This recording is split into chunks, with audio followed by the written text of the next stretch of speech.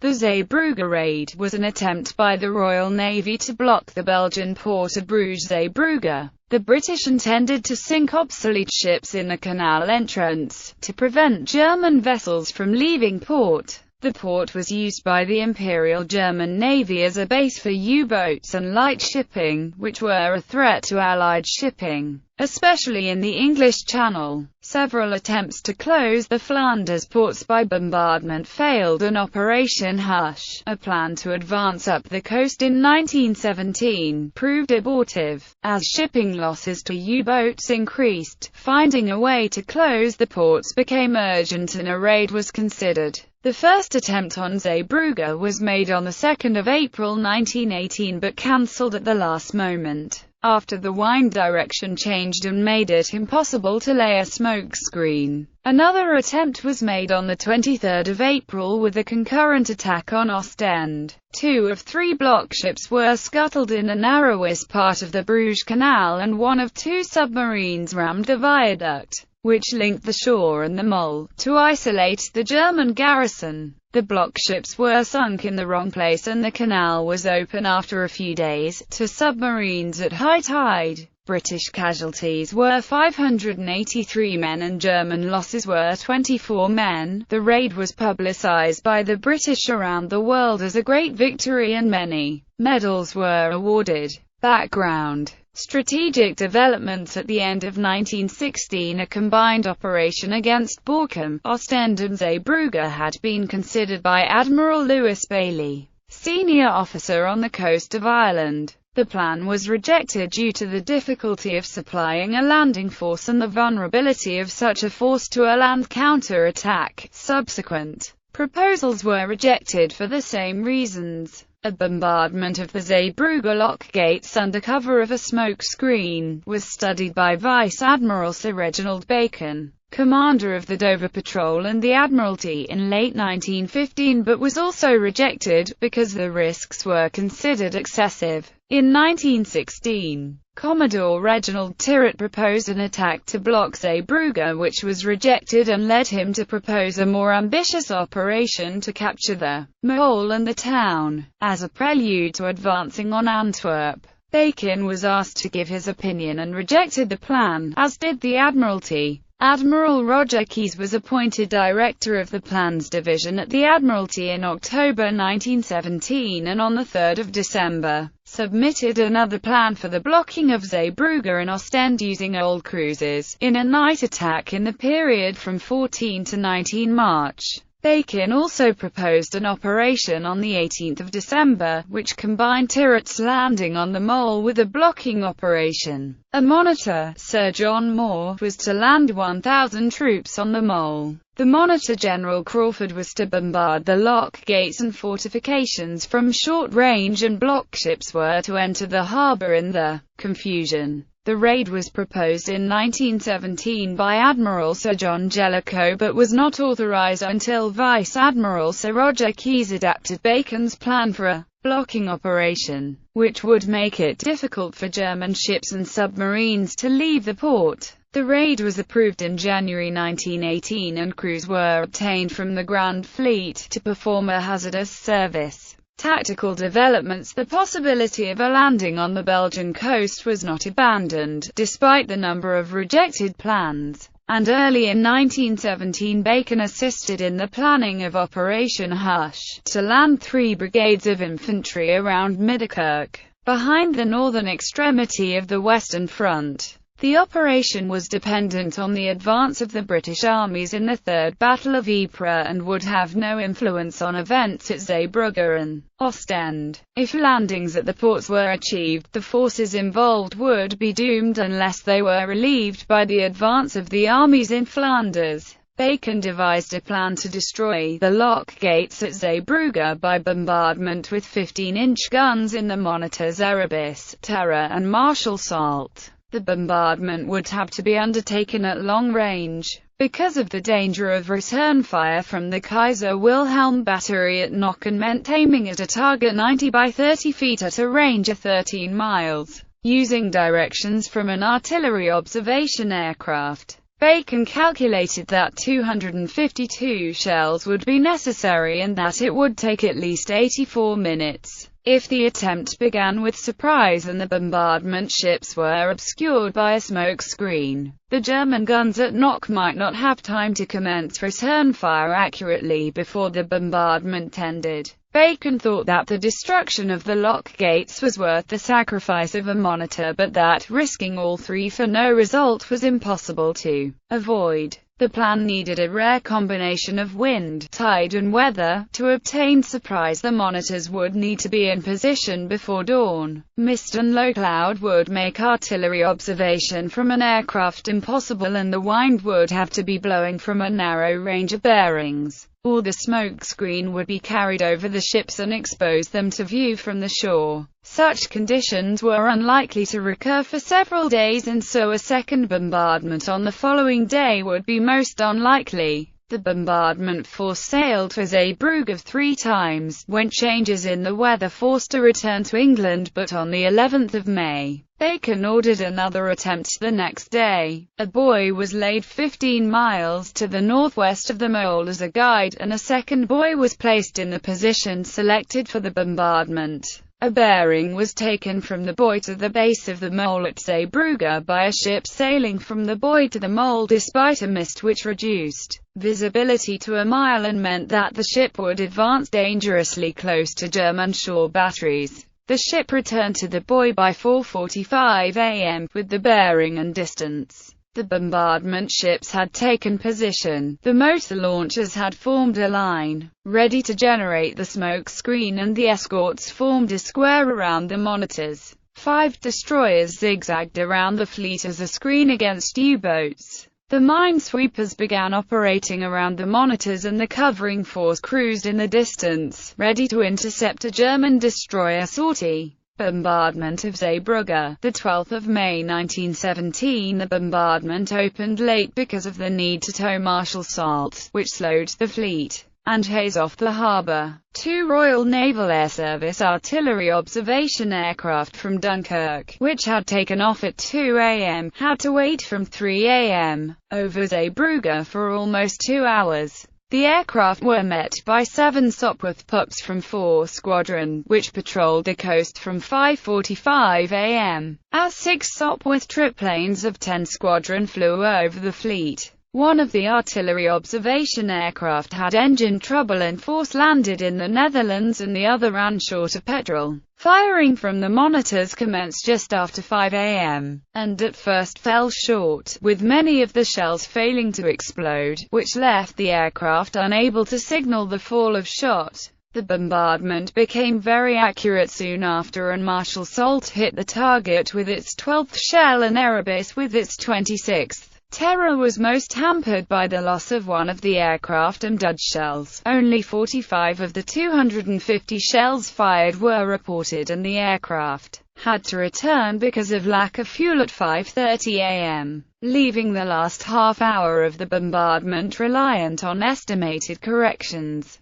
2 relieving aircraft had also had engine trouble and failed to arrive. In the first hour of the bombardment, the German response was limited to anti-aircraft fire and attempts to jam the wireless of the artillery observation aircraft. When the pups from 4 Squadron arrived, twice the number of German Albatros fighters engaged them and some of the aircraft from over the fleet, which joined in the dogfight. The British claimed 5 German aircraft shot down, and the fleet was unable to complete the bombardment, and later, a third patrol shot down a German seaplane into Ostend Harbour and lost 1 fighter. At 6 a.m., the ships weighed anchor just as the Kaiser Wilhelm battery opened fire. 2 seaplanes which attempted to approach the fleet were driven off by fighter seaplanes, which escorted the fleet home. Bacon returned with the impression that the bombardment had succeeded, but aerial photographs taken the following week revealed that about 15 shells had landed within a few yards of the lock gates on the western side, and on the eastern side 4 shells had come as close. The basin north of the locks had been hit and some damage caused to the docks, but Zeebrugge remained open to German destroyers and U-boats.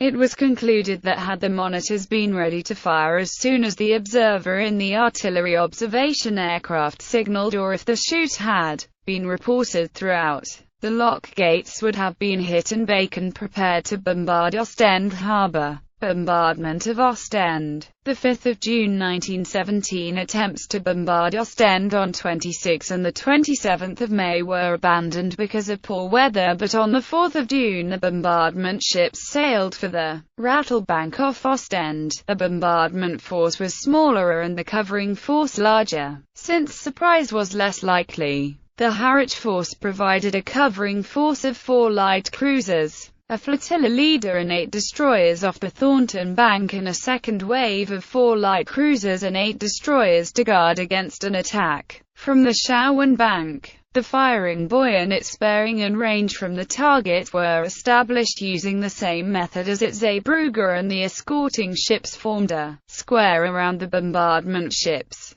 German destroyers were sighted east of the Rattlebank at 1:42 a.m. by Lance and Lochinvar, which were steering towards Ostend to establish the range and bearing of the target from the sighting buoy. The German destroyers frustrated 2 attempts to enter the harbour, which left the fleet without sighting data and reliant on dead reckoning. At about 2:30 a.m., gunfire was heard from the direction of Turret's covering force to the north, and at about 3 a.m., the bombardment force motor launchers began the smoke screen. At dawn the coast was visible. Bacon corrected the position by a bearing on Ostend Cathedral, and the bombardment commenced at 3:20 a.m. German coastal guns replied within minutes of the bombardment from the monitors, and fired accurately at Erebus and Terror, but with no effect. The bombardment ceased at 4 a.m., and the fleet weighed anchor at 4:20 a.m., and withdrew northwards.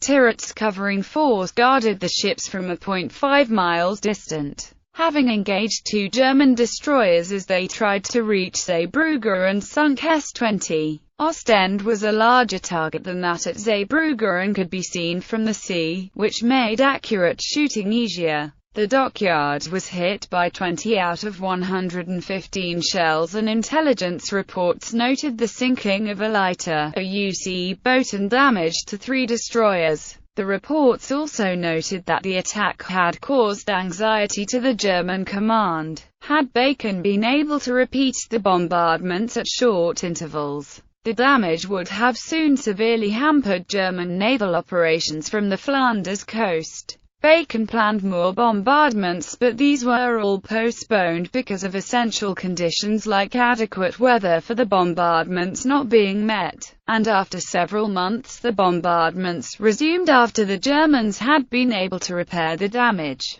As prolonged methodical bombardments of Ostend and Zeebrugge had proved impractical, Bacon attached a large monitor to the forces which patrolled coastal barrages, to exploit opportunities of favorable wind and weather to bombard Zeebrugge and Ostend. Several bombardments were achieved but had no effect on the working of the ports. Prelude. German defensive preparations. By 1917 the German defences on the Flanders coast included Kaiser Wilhelm II, a heavy artillery battery at Knock, east of the Bruges Canal, of 4 12-inch guns, with a range of 41,000 yards, and the Tirpitz battery of 4 11-inch guns, with a range of 35,000 yards, 1.5 miles west of Ostend. 2 more batteries were being built in early 1917, and between the main defences were many mobile guns, entrenchments and machine gun nests.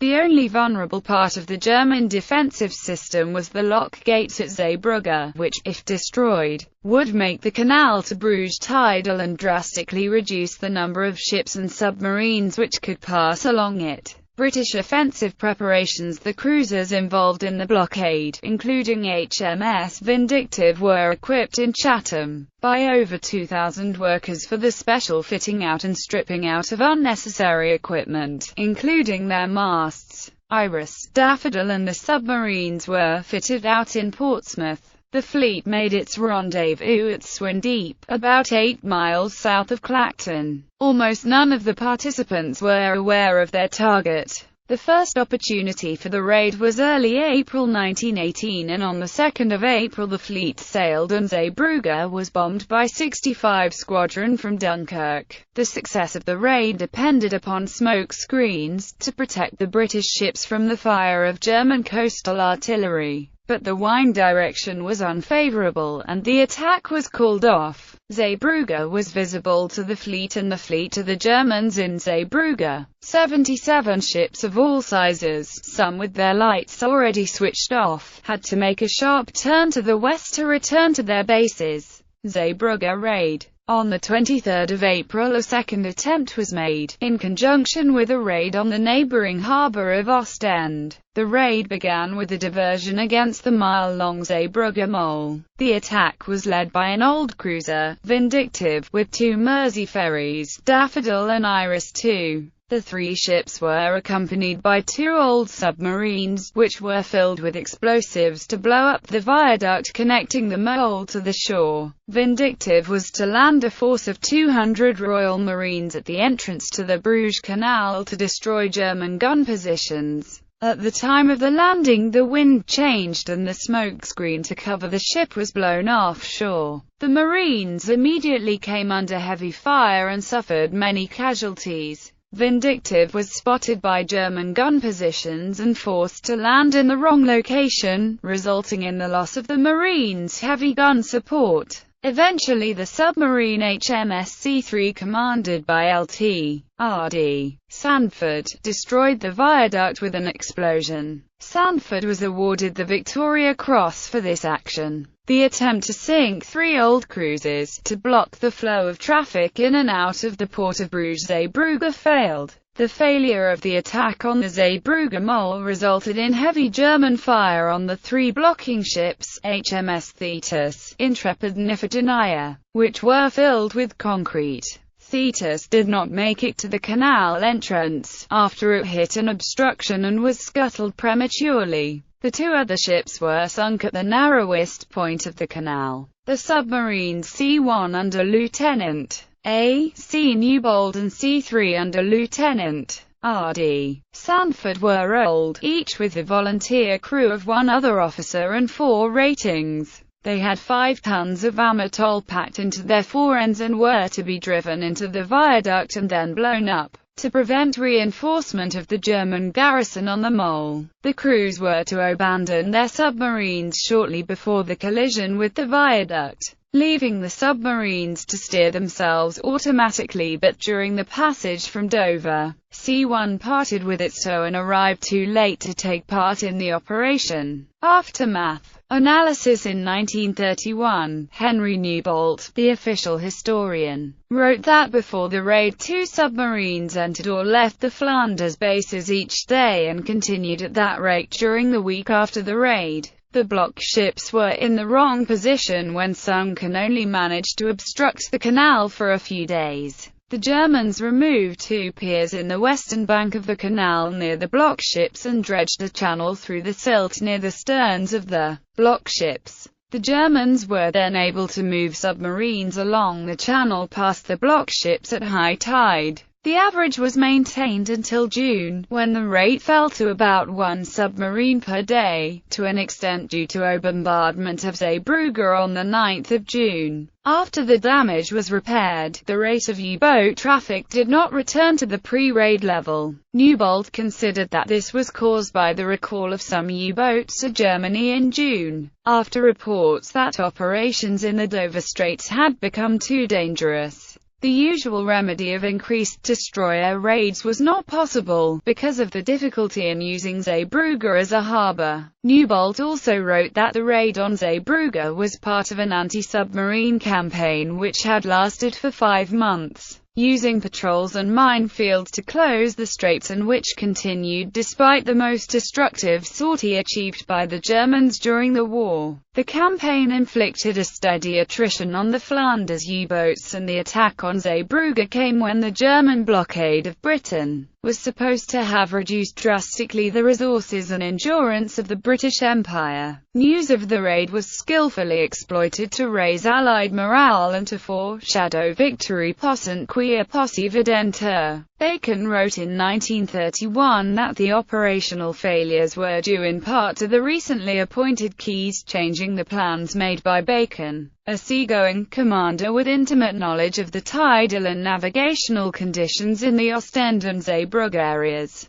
Casualties. The Zeebrugge Raid was promoted by Allied propaganda as a British victory and resulted in the awarding of 8 Victoria Crosses. Of the 1,700 men involved in the operation, Wise recorded 300 were wounded and more than 200 killed. Kendall gave figures of 227 dead and 356 wounded. 1 destroyer was sunk. Among the dead was Wing Commander Frank Arthur Brock, the man who devised and commanded the operation of the smoke screen. Some of the casualties were buried in England, either because they died of their wounds en route or because their comrades had recovered their bodies with the intention of repatriating their remains. 2 men were buried in the Hamilton Road Cemetery, Deal. At least 9 men were buried in the St. James's Cemetery, Dover. German casualties were 8 dead and 16 wounded.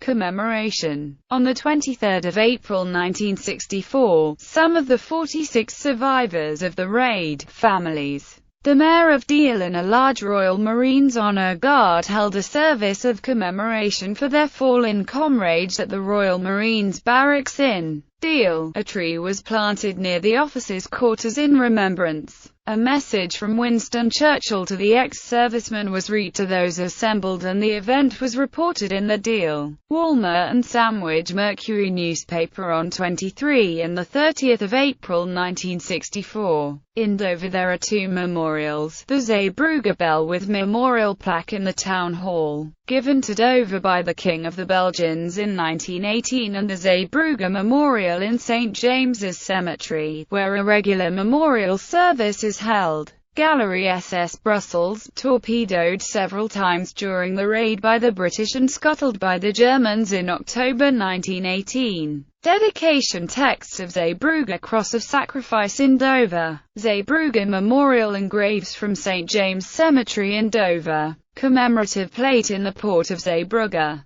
Detail of the commemorative plate in the port of Zeebrugge. Charles John de Lacy, HMS Vindictive, at Zeebrugge, the 23rd of April 1918.